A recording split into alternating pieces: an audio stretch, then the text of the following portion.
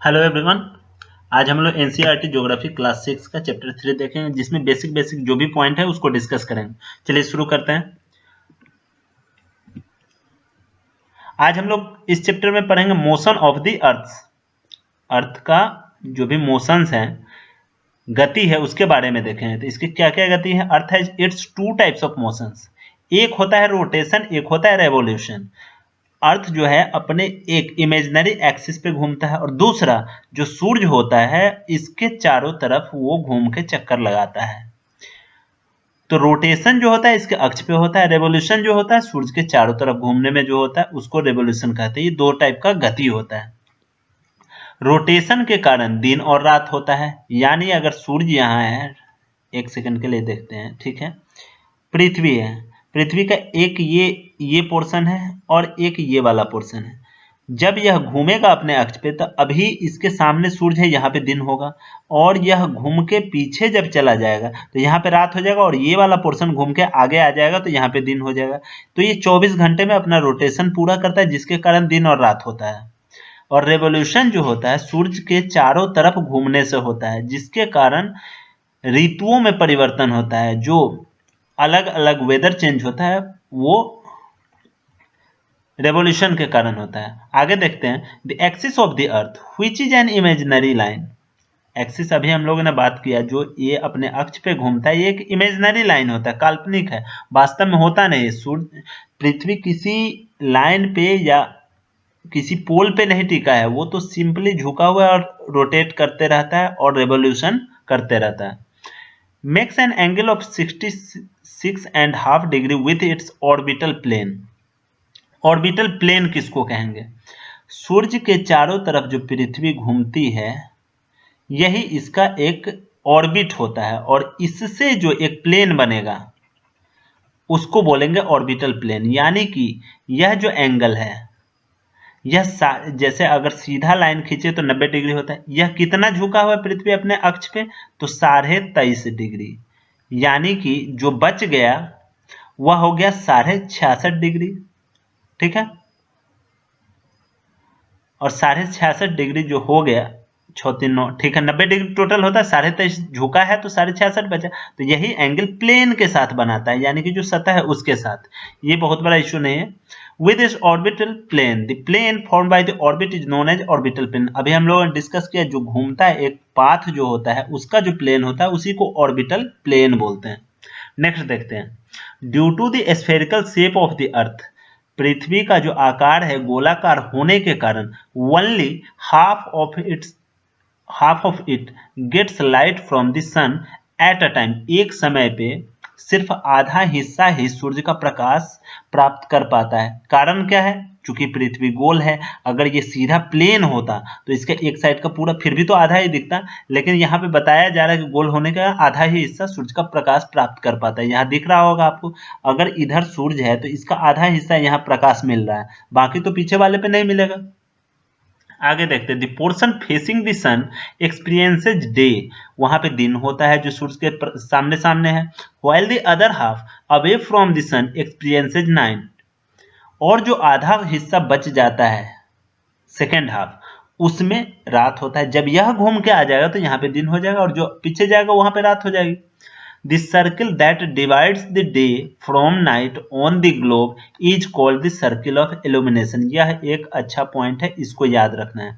Circle of illumination किसको बोलेंगे? Circle of illumination, आधा हमारा दिन है, इसके बाद जो यह सर्किल पूरा ग्लोब को चारों तरफ से घेर लेगा, इस लाइन को ही सर्किल ऑफ इल्यूमिनेशन बोलते हैं। यानी कि इसके बाद चमकना शुरू हो जाएगा, दिन आ जाएगा, और इसके पीछे रात होगा। This circle does not coincide with the axis. देखिए यहाँ जो पॉइंट बताया जा रहा है, ये सर्किल है, इसका एक इमेजिनरी एक्सिस है। ये क्यों है ऐसा वाला एक्सिस, ऐसा लाइन क्यों है एक्सिस का? क्योंकि यह सीधा लाइन खींच नहीं पा रहा है, ठीक है। चूंकि यह झुका हुआ है 23.5 डिग्री और प्लेन के साथ 66.5 डिग्री का कोण बना रहा है, इसलिए इसका एक्सिस टेढ़ा है। लेकिन सूर्य का प्रकाश तो सीधा सीधा पड़ेगा, यानी कि हाफ दिन होगा और हाफ रात होगा। इसी के कारण अगर यह सीधा एक्सिस होता तब तो यह जो सर्किल ऑफ इल्यूमिनेशन है इसमें कोइंसाइड कर जाता है, इसी पे वो एक्सिस पे आ जाता है, लेकिन झुका होने के कारण एक्सिस सर्किल ऑफ इल्यूमिनेशन में कोइंसाइड नहीं करता है। ठीक है, कोइंसाइड करना मतलब उसी लाइन पे नहीं है। नेक्स्ट देखते हैं, the earth takes about 24 hours to complete one rotation around its axis। पहले भी पढ़ चुके हैं शुरू में ही कि 24 घंटा लगता है इसको अपने एक्सिस पे रोटेट करने पे, जिसको रोटेशन बोलते हैं। The period of rotation is known as the earth day. पृथ्वी का दिन बोला जाता है। दिन रात एक दिन बोलते हैं ना, एक दिन में कितना घंटा होता है? 24 घंटा। 24 घंटा में ही वह अपने अक्ष पे धुरी पे घूम जाता है। This is the daily motion of the अर्थ। इसको भी याद रखेंगे, डेली मोशन ऑफ द अर्थ क्या कहलाता है? रोटेशन। कितना घंटा? 24 घंटा। उसको क्या बोलते हैं? अर्थ डे बोलते हैं। The second motion of the earth around the sun in its orbit is called revolution। दूसरा जो इसका मोशन होता है, एक तो हो गया रोटेशन, दूसरा होता है रेवोल्यूशन, जो कहाँ होता है? सूर्य के चारों तरफ जो घूमता है उसको रेवोल्यूशन बोलते हैं। इसको हमेशा याद रखना है। It takes 365 and 1/4 days। क्या होता है कि पूरे साल में कितना दिन होता है? 365। क्यों बोलते हैं इसको? क्योंकि पृथ्वी यहां से अगर चलेगी तो फिर से 365 दिन में यहीं पे पहुंच जाएगी। इसी के कारण ऋतुओं में परिवर्तन होता है। लेकिन इसमें 1/4 डे, एक दिन में 24 घंटा, तो 24 घंटा का 1/4 कितना होगा? 6 घंटा। ठीक है, 6 घंटा, यानी कि 365 दिन और 6 घंटे लगते हैं पृथ्वी को पूरा सूर्य का एक चक्कर करने में। अब आगे ये थोड़ा टेक्निकल पॉइंट है, इसको ध्यान रखना है। इट टेक्स इतना दिन।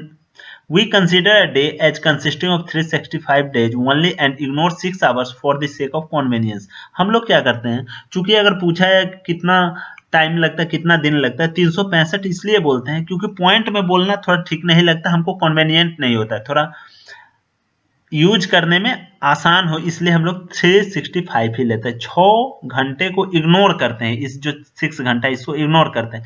लेकिन हर एक साल हमारा 6-6 घंटा जुटता जाएगा। पहला साल, दूसरा साल, तीसरा साल, चौथा साल। अब ये क्या हुआ कि चारों साल का अगर हम जोड़े तो 24 घंटा हो गया। इस पॉइंट को थोड़ा गौर से समझना है। 4 साल में कितना घंटा हो गया एक्स्ट्रा?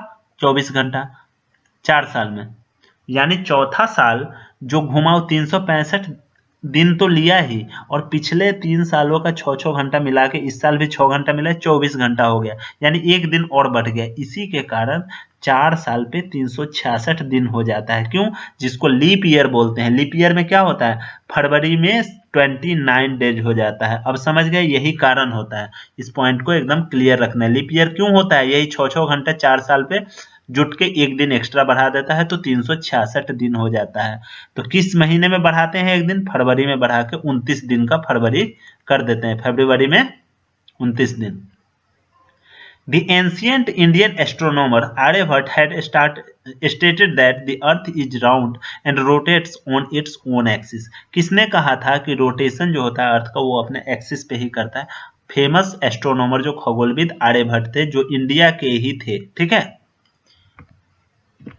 नेक्स्ट है revolution of the earth and seasons. हमने रोटेशन पढ़ लिया, रेवोल्यूशन के बारे में जान लिए। अब देखते हैं रेवोल्यूशन के कारण क्या क्या सीजन में चेंज आता है, ऋतुओं में क्या परिवर्तन होता है। तो पहला हम लोग देखते हैं 21 जून। 21 जून को क्या होता है? पृथ्वी जो है, पृथ्वी अपने अक्ष पे झुका है। ऊपर में बोलते हैं नॉर्थ पोल, नीचे में बोलते हैं साउथ पोल। ठीक है, इधर होता है ईस्टर्न पार्ट, इधर होता है वेस्टर्न पार्ट। नॉर्थ मतलब उत्तर, साउथ मतलब दक्षिण। इधर होता है पूर्वी भाग, इधर होता है पश्चिमी भाग। तो 21 जून को क्या होता है? सूर्य तो बीच में दिख रहा है। 21 जून का पृथ्वी का स्थिति यहाँ पे होगा। चूंकि पृथ्वी झुका हुआ है तो इसमें आपको क्या दिख रहा है कि नॉर्दर्न पार्ट जो है, नॉर्थ पोल, वो भी सूर्य के प्रकाश के प्रभाव में आ रहा है।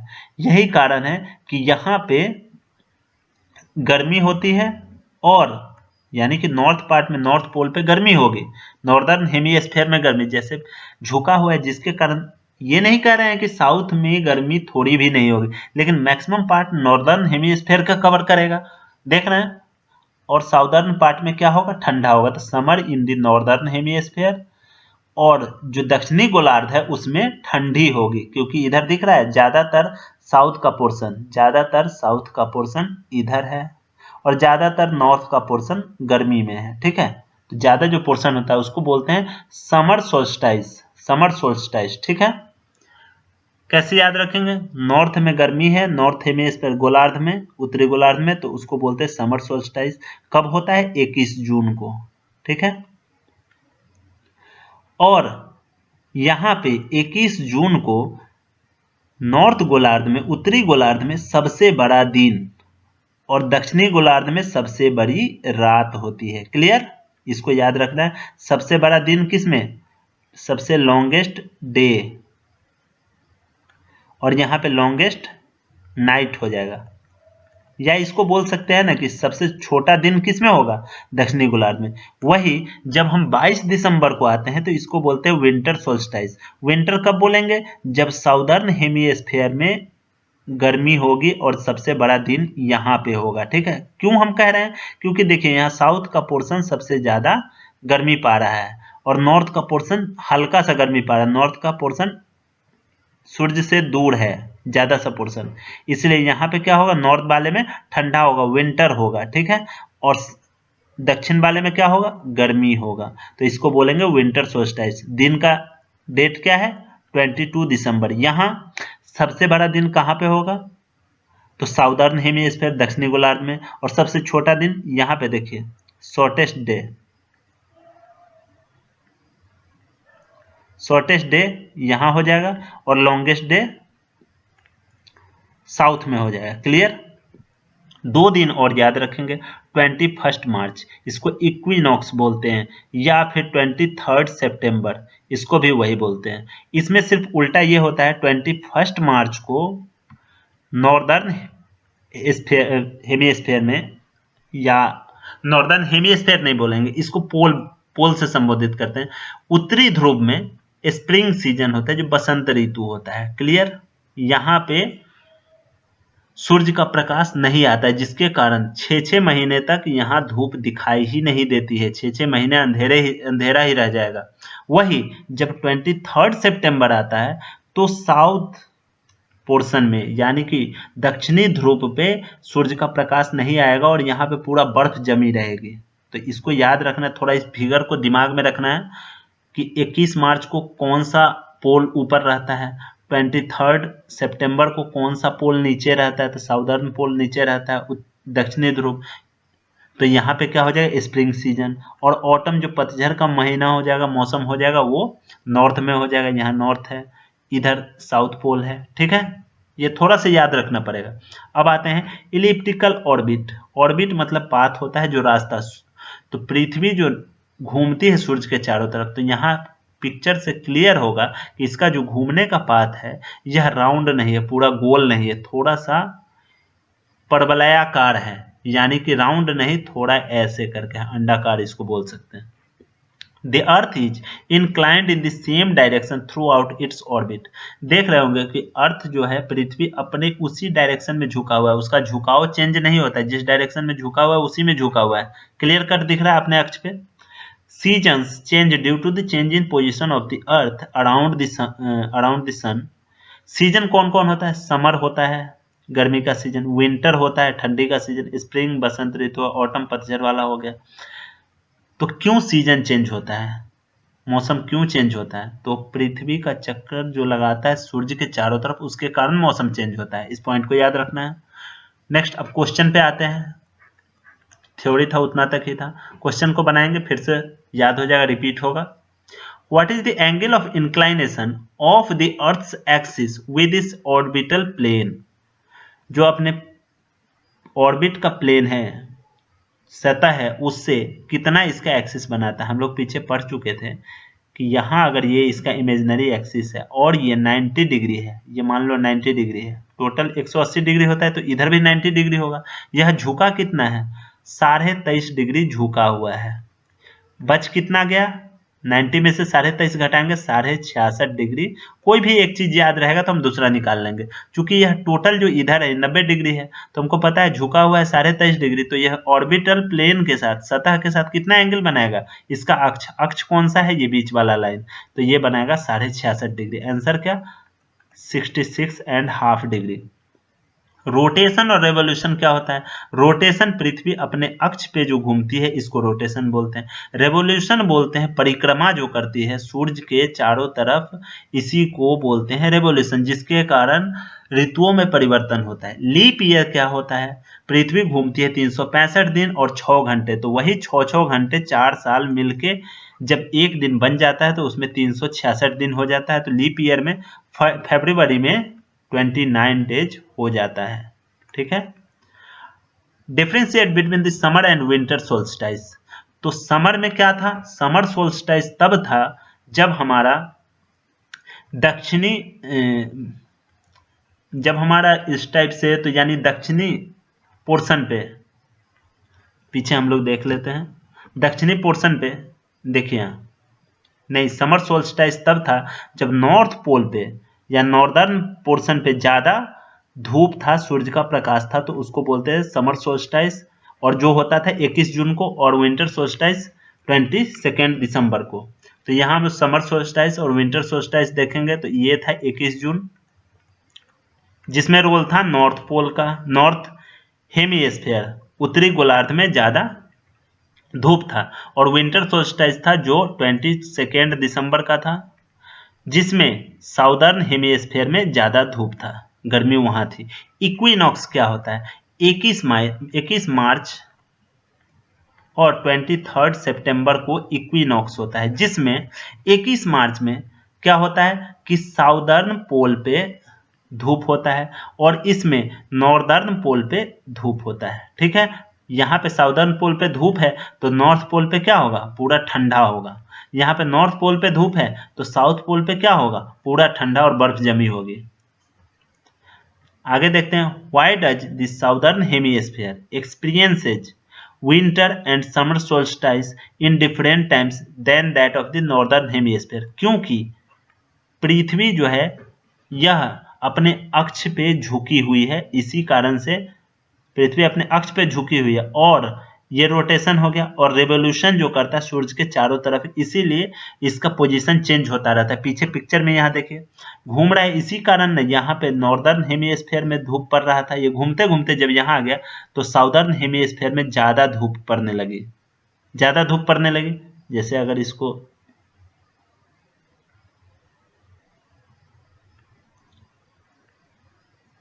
यहाँ दिख रहा है, साउदर्न हेमिस्फीयर का ज्यादा पार्ट धूप पा रहा है, यहाँ नॉर्दर्न हेमिस्फीयर का ज्यादा पार्ट धूप पा रहा है, इससे समझना है। तो ये क्यों होता है? रोटेशन और रेवोल्यूशन के कारण।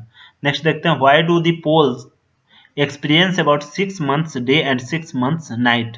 हम लोग क्या देखें, इक्विनॉक्स जब होता है, यहाँ पे इक्विनॉक्स तो क्या होता है, नॉर्थ पोल में 6 महीना रात ही हो जाएगा, यहाँ पे क्या होगा 6 महीना साउथ पोल में, साउदर्न पोल पे रात ही रह जाएगा, साउथ पोल पे, दक्षिणी ध्रुव पे, यहाँ नॉर्थ उत्तरी ध्रुव पे रात रह जाएगा। जब ये घूमते घूमते इधर आएगा तब इस पे भी धूप पड़ना शुरू होगा। तो ये क्यों होता है? रेवोल्यूशन के कारण। क्यों होता है? रेवोल्यूशन के कारण। रेवोल्यूशन क्या होता है? सूर्य के चारों तरफ जब पृथ्वी घूमती है उसी को रेवोल्यूशन बोलते हैं। नेक्स्ट क्वेश्चन है, the movement of the earth around the sun is known as. सूर्य के चारों तरफ घूमना क्या कहलाता है? Revolution. Direct ray of the sun falls on the equator. Equator जो होता है, यहाँ देखिए पिक्चर में, इक्वेटर बोलते हैं बीच वाले लाइन को। तो कब इस पे डायरेक्ट सनलाइट पड़ता है? तो जब सोल्स्टाइस होता है तब इस पे डायरेक्ट सनलाइट पड़ता है, 21 जून 22 दिसंबर, देख रहे हैं डायरेक्ट। ठीक है। तो 21 मार्च और 22 दिसंबर, नहीं 21 मार्च नहीं, 21 जून और 22 दिसंबर, एक सेकेंड, यहाँ क्या है, 21 जून और 22 दिसंबर दोनों को मिलेगा। ठीक है। आगे है, Christmas is celebrated in summer in, कहाँ? ऑस्ट्रेलिया में। क्यों? क्योंकि इस पिक्चर को देखना, ऑस्ट्रेलिया कहाँ होता है? ऑस्ट्रेलिया है दक्षिणी हेमिस्फीयर में, दक्षिणी गोलार्ध में, तो ऑस्ट्रेलिया का पोजीशन यहाँ पे है। ठीक है। इसके कारण 22 दिसंबर को ऑस्ट्रेलिया में गर्मी होगी, क्योंकि साउदर्न हेमिस्फीयर में ज्यादा गर्मी होती है। नीचे देख रहा है, ज्यादा पार्ट गर्मी प्राप्त कर रहा है, साउदर्न हेमिस्फीयर में ऑस्ट्रेलिया है, तो वहां पे क्रिसमस क्या होगा? गर्मी में मनाया जाएगा। पिक्चर से क्लियर हो जाता है। Cycle of the season is caused due to, season का जो क्रम आता है वह क्यों आता है? पीछे पढ़ चुके हैं, रेवोल्यूशन के कारण, रोटेशन के कारण नहीं। रोटेशन के कारण तो सिर्फ डे एंड नाइट होता है। अ लीप ईयर हैज 366 दिन होता है, उसमें एक दिन फरवरी में एक्स्ट्रा जुट जाता है। Daily motion of the earth is क्या कहलाता है? Rotation. The earth travels round the sun in elliptical orbit होता है, इलिप्टिकल परवलयाकार path. The sun's ray fall vertically on the tropic of 21 जून को कहां पे पड़ता है किरण? 21 जून को क्या होता है? पृथ्वी ऐसा है, ऐसा झुका हुआ है, ठीक है। 21 जून को यही स्थिति होता है, सूर्य यहाँ पे होता है, तो यहाँ मिलता है इसको सूर्य का प्रकाश, जिसमें क्या होता है कि नॉर्थ का जो है यह ऐसे जो सर्किल होता है ऐसे, तो डायरेक्ट सनलाइट कहाँ पे पड़ेगा? ये होता है हमारा ट्रॉपिक ऑफ कैंसर होता है, जिसको कर्क रेखा बोलते हैं, और ये होता है ट्रॉपिक ऑफ कैप्रिकॉर्न। यह प्रैक्टिकली भी दिख रहा होगा आपको कि मकर रेखा पे डायरेक्ट सनलाइट नहीं पड़ेगा। डायरेक्ट सनलाइट कहाँ पड़ेगा? कर्क रेखा पे, ट्रॉपिक ऑफ कैंसर पे, ठीक है। डेज आर शॉर्टर ड्यूरिंग, किस सीजन में दिन छोटा होता है? तो अगर यहाँ पे धूप आ रही है ज्यादा तो गर्मी सीजन है, तब यहाँ पे क्या होगा कि हमारा दिन बड़ा होगा, इसलिए विंटर सीजन में दिन छोटा होता है। तो क्वेश्चन के साथ ये खत्म होता है। तो आज के लिए बस इतना ही।